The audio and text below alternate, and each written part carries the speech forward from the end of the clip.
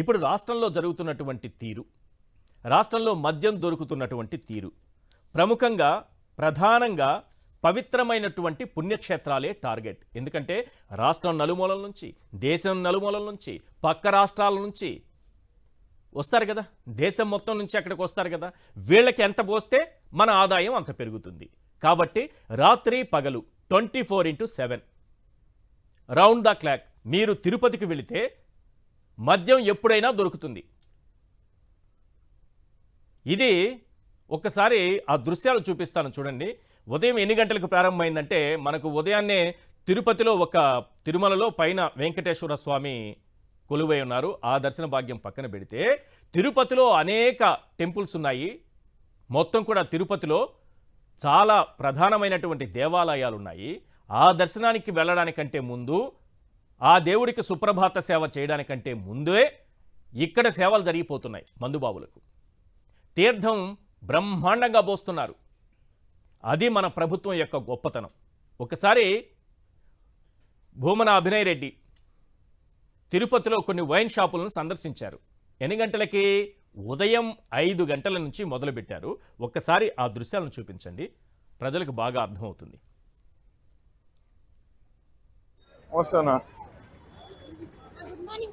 అందరూ యాత్రికుల్లాగా ఉన్నారే. ఏం తమ్ముడు, ఎన్ని గంటలకి ఓపెన్ చేయాలి షాప్ మామూలుగా? ఉదయం 10 గంటలకు. ఎన్ని గంటలకు తెరిచాం మనం? ఇప్పుడు 6 అయింది. నాకున్న సమాచారం మేరకు 5:30 మునిపే షాపును ఓపెన్ చేసేసారు. నిజమేనా? 5:20కి బయట ఉండండి, మాట్లాడు. సో రోజు ఇదే తంతు కదా, ప్రతిరోజు? ప్రభుత్వ నిబంధనల ప్రకారం 10 గంటలకు తెరిచి రాత్రి 10 గంటలకు ఆపేయాలి, అంతేనా? రైల్వే స్టేషన్కి ఆనుకొని ఉంది ఈ షాపు. లక్షలాది మంది యాత్రికులు ప్రతిరోజు ఈ రైల్వే స్టేషన్కి వచ్చి ఇటు నుంచే కొండకు పోతారు. నిజమేనా? ఎన్ని గంటలకు దిగినారు? దర్శనానికి వచ్చావా? గుండు కంటే మునుపు వీడు వచ్చి మంది వేస్తున్నావు.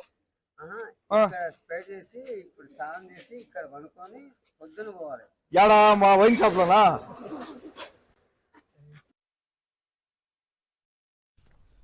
ఇక్కడే మందు తాగి ఇక్కడ పడుకొని తర్వాత స్నానం చేసి తర్వాత దర్శనానికి వెళ్ళాలి. ఇది తిరుపతిలో అర్ధరాత్రి టైంలో తెల్లవారుజామున నడుస్తున్నటువంటి మద్యం దుకాణాలకు సంబంధించినటువంటి విషయాలు ఒక్కొక్కటి క్లియర్గా చూపించండి. అర్ధరాత్రి 1 గంటకి జరుగుతున్నది ఒకటి, తర్వాత అన్ని పొద్దున 5:30, 5 గంటలకి,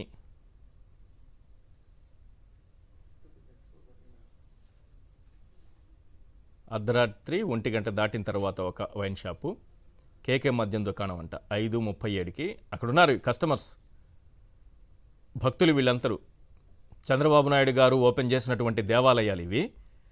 ఆ దేవాలయాలకు వచ్చినటువంటి భక్తులు వాళ్ళంతా. గ్రూప్ థియేటర్ సమీపంలో ఉదయం 6 గంటలకు, ఎంఆర్పల్లి వైకుంఠపురం 6:30 గంటలకి. అద్భుతం కదా. ఇది పవిత్ర పుణ్యక్షేత్రం తిరుపతిలో. మీకు ఇంకో ఆసక్తికరమైనటువంటి విషయం కూడా చెప్తాను. 6:13 అప్పుడే మద్యం కొంటున్నారు చూడండి. ఇంకో ఆసక్తికరమైన విషయం ఏంటంటే, ఈ రాష్ట్రంలో అత్యధికంగా వైన్ షాపులు తిరుపతి జిల్లాలో. ఎందుకంటే ఇక్కడికే కదా భక్తులందరూ వచ్చేది. తిరుపతి జిల్లాలో అత్యధికంగా వైన్ షాపులు. జిల్లా వారీగా నోటిఫై చేసిన మద్యం దుకాణాల సంఖ్య మా రామోజీరావు గారి ఆత్మ రాసినటువంటి ఒక వార్తలో భాగంగా ఇది చూపిస్తున్నాను. ఇందులో తిరుపతి 227, అసలు 200 దుకాణాలు మొత్తం ఏ జిల్లాలోనూ లేదు. ఒక్క తిరుపతి జిల్లాలోనే. అంటే తిరుపతి పవిత్రమైన పుణ్యక్షేత్రం కదా, ఇక్కడికి ఎక్కువ మంది భక్తులు వస్తారు కదా. ఇక్కడ తాగిస్తే మనకు ఆదాయం పెరుగుతుంది. 99 పైసలకి అమ్మేటటువంటి మద్యం, ఆ 99 రూపాయలకి, 99 పైసలకేమో భూములు, 99 రూపాయలకేమో బ్రాండ్లు. అటు భూములు ఇటు బ్రాండ్లు, పైసలకి రూపాయలకి బాగా ముంచేస్తున్నటువంటి ఇది. ఇదే జగన్మోహన్ రెడ్డి గారు 4380 అంతకుముందు చంద్రబాబు నాయుడు గారి ప్రభుత్వంలో ఉన్నటువంటి మద్యం దుకాణాలని 2934కి తగ్గించారు. కాబట్టి స్కామ్ జరిగిందంటారు చంద్రబాబు నాయుడు గారు. ఇది కాదు, ఈ ఊరు పేరు లేని లిక్కర్ బ్రాండ్లన్నీ తీసుకొచ్చి 99 రూపాయలకే పోసి ఇప్పుడు మతి స్థిమితం కోల్పోయేటటువంటి ప్రమాదం, ప్రాణాలు పోయేటటువంటి ప్రమాదం ఉందని అంటున్నారు.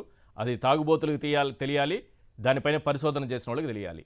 మాట్లాడదాం ఆ విషయాలన్నీ కూడా. 33% మద్యం దుకాణాలు తగ్గించారు జగన్మోహన్ రెడ్డి గారు. 43,000 బెల్ట్ షాపులను తీసేశారు. 4,380 పర్మిట్ రూములను తీసేశారు.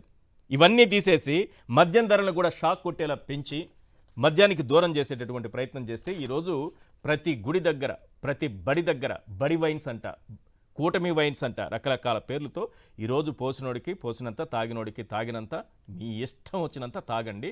అవి పవిత్ర పుణ్యక్షేత్రమైన తిరుమలలో కూడా, ఈవెన్ తిరుమలలో కూడా మద్యం పట్టుబడింది. బెల్ట్ షాపులు తిరుమలలో, పవిత్ర పుణ్యక్షేత్రం కొండపైన ఇప్పుడు వరకు చూసింది దిగువన మనం వెంకటేశ్వర స్వామి పాదాల చెంత ఉన్న పరిస్థితిని చూసాం. ఇప్పుడు వరకు చూసిన దృశ్యాలు పాదాల చెంత కాదు, ఆయన చెంతే, ఆయన గుడి ముందే ఏ రకంగా ఉందో ఒకసారి ఆ దృశ్యాలు కూడా చూపించండి. భక్తులు తరిస్తారు, టీడీపీ భక్తులు తరిస్తారు. ఫస్ట్ వాళ్ళకి చూపించండి. తిరుమలలో కూడా బెల్ట్ షాపులు నడుస్తున్నాయి. తిరుమలలో బెల్ట్ షాపులను పట్టుకునే అవే దృశ్యాలు.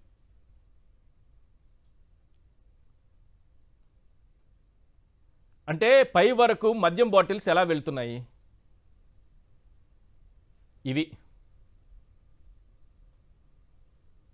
ఇది పరిస్థితి.